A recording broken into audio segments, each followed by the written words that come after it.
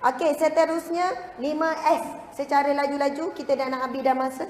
Bismillahirrahmanirrahim, minum air sikit.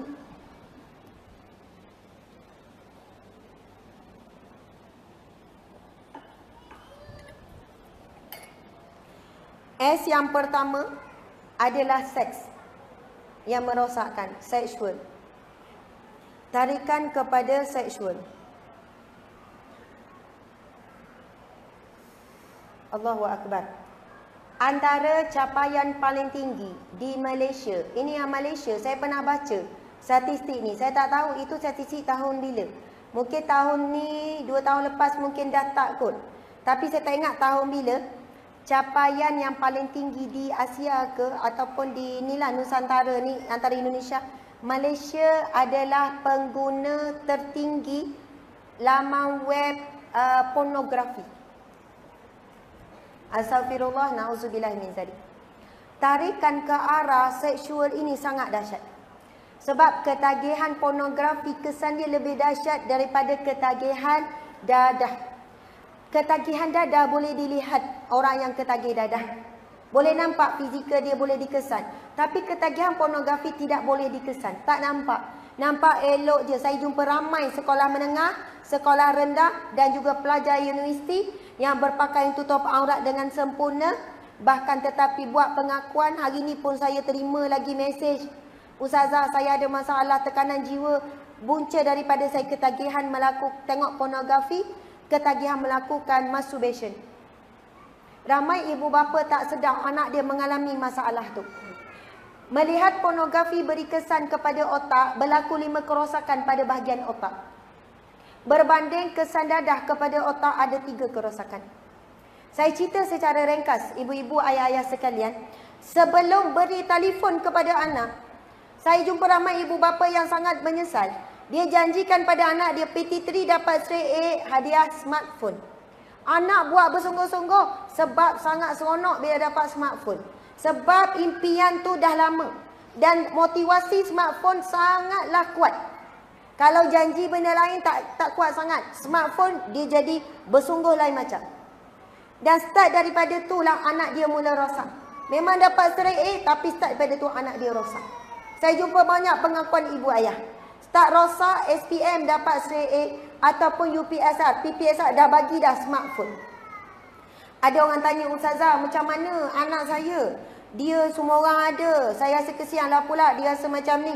Orang kampung mungkin tak kisah sangat, ni duduk bandar semua orang ada. Saya kata letak syarat dulu kepada anak. Syarat apa? Contohnya, kalau nak smartphone, bukan syarat dapat periksa, bukan macam tu. Selama 40 hari, 40 malam, solat fardu mesti awal waktu. Tanpa mak ayah suruh 5 waktu. Jangan mak yang suruh tu mak pun semayang lambat. 40 hari 40 malam. Syaratnya adalah solat di awal waktu tanpa disuruh. Dia kalau nak, okey, tak ada masalah. Bukan lama sangat, 40 hari 40 malam. Kemudian yang kedua, Al-Quran perlu dibaca setiap kali lepas solat. Berapa muka surat? Letaklah 2 contohnya. Tak ada masalah. Kena baca zikir sekian-sekian lepas solat. Oh, tak ada masalah. Contohlah, letak apa-apa yang membina iman, takwa, benteng dia. Dan subhanallah, ada ibu bapa tu dia kata, Ustaz, saya bagi syarat anak saya setuju. Tapi selepas 40 hari dia cakap, tak yalah smartphone tu. Automatik, dia tak nak, dia tak teringin.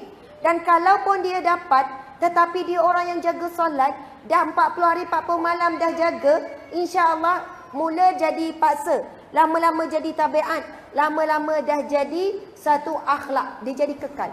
Automatik lepas tu, bukan habis 40 hari sembahyang lambat, tak. Jadi anak tu sentiasa menjaga solat dan suka baca Al-Quran, kemudian suka zikir, asalnya dulu kerana telefon.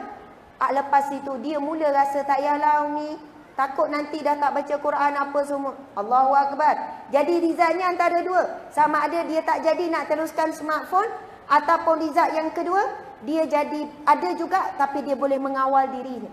Bila dia ada melintas benda yang tak elok, astagfirullah. Dia terus unfollow, dia terus unseen benda-benda yang tak elok, dan dia akan gunakan smartphone untuk perkara yang baik. Bila kita tengok, oh dia banyak follow ustaz, ustazah, dia banyak ikut page-page yang bagus dan sebagainya. Maka smartphone itu bukan jadi pisau, tapi menjadi satu alat untuk dia menjadi lebih baik. Maksudnya benteng untuk kita, anak kita berhadapan dengan S yang sebut seks dan sebagainya. Dan S yang kedua iaitu skrin. Ini agenda Yahudi. Bukan agenda Yahudi sajalah sebenarnya, bukan untuk orang Islam saja. Seluruh manusia boleh rosak sebab skrin.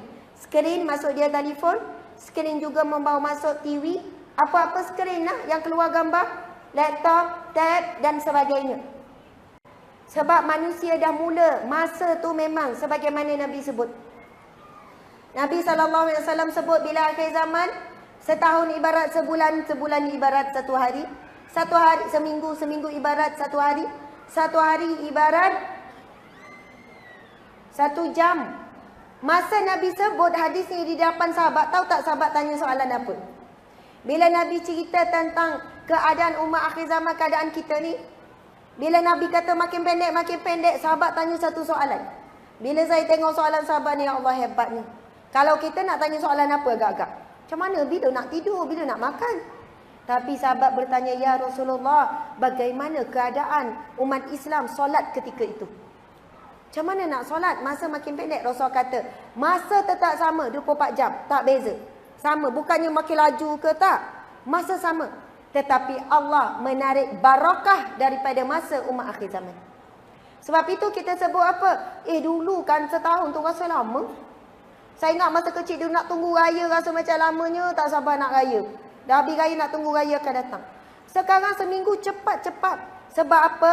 Bukti tanda-tanda masa tak barakah apabila masa kita kurang dengan Al-Quran dan masa kita lebih kepada selain daripada Al-Quran, terutamanya kepada skrin.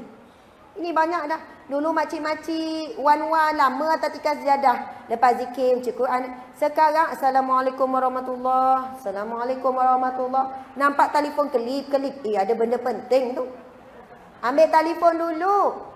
Ambil telefon tengok-tengok. Lepas tu dah tak jadi baca Quran.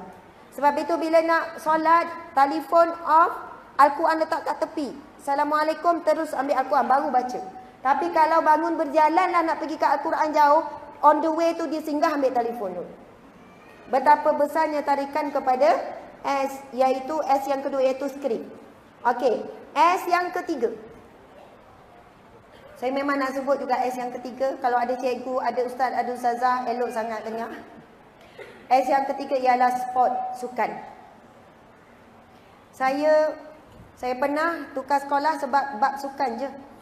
Anak berapa kali juga tukar sekolah. Orang tu ustazah asyik tukar sekolah je. Tapi dalam keadaan dia orang setujulah, bukan paksa, bukannya diktator kita.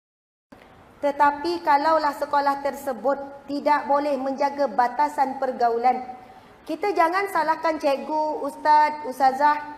Sebab anak adalah hak kita.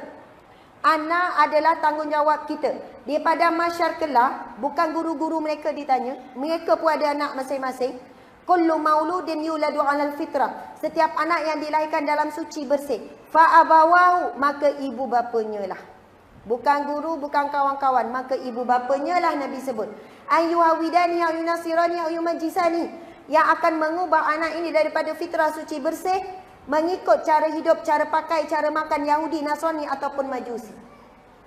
Subhanallah, atas dasar sukan, hari ini umat Islam, anak-anak umat Islam boleh bergaul bebas atas dasar sukan. Boleh memakai pakaian sukan yang singkat, pakai t-shirt singkat, boleh pakai seluar panjang dalam keadaan nampak bentuk peha, bentuk kaki. Kemudian memanglah sukan tu sama perempuan je. Contoh main bola jaring. Tetapi di khalayak, melompat-lompat depan lelaki. Saya terpulang pada ibu-ibu kalau tak boleh terima apa saya cakap. Secara peribadi saya tak boleh terima apabila anak perempuan saya terkinjal-kinjal di hadapan orang lelaki yang lihat. Dan saya memang akan minta, kalau bab sukan ambil catur je, yang tu tak payah terkinjal. Tak payah lompat-lompat depan khalayak ramai. Memang dia orang catur, wakil sekolah, wakil negeri, wakil daerah. Sebab itulah sukan yang, itu antara kelab kan. Lepas tu bila kelab berpakaian, uniform, yang perempuan ambillah yang sopan. Puteri Islam, betul kan? Maksudnya itu pilihan kita.